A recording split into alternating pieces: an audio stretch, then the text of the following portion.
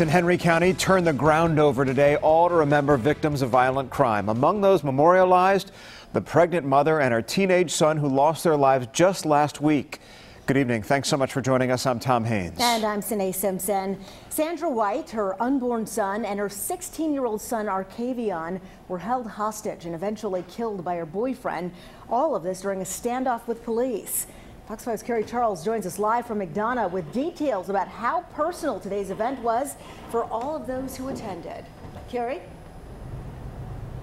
Well, Sine, it was a very solemn event today, short and sweet, and then a lot of people stood around afterward talking about their emotions and what this event means to them. What it was all about was making sure that victims are not forgotten, those in attendance today, family members of those killed, as well as survivors of violent crimes.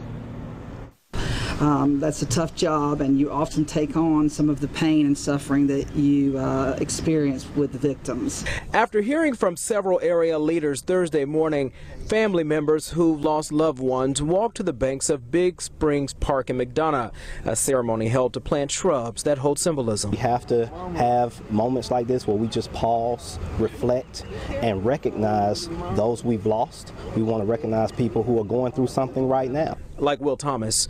In January 2017, his friend Quantavious Barber, who was 17, died, shot in the parking lot of an apartment complex in McDonough. Thomas tells me he wants to create a mentoring program to reach out to young people. Because this is going to keep happening, it's spiral out of control. We're going to keep losing people who are close to us, but we're going to come together and make a change. The memorial also honors people like Sandra White, her unborn child, and her 16-year-old son, Arcavion, killed by White's estranged boyfriend during a standoff in Stockbridge last week. My daughter was a good girl. She didn't have no record.